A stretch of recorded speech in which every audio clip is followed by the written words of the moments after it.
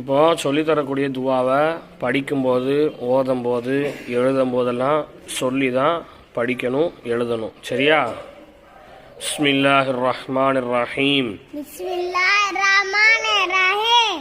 ரப்பி ஜித்னி இல்மா வர்சுக்னி ஃபஹுமா. ரப்பி يسر ولا تعسر تمم بالخير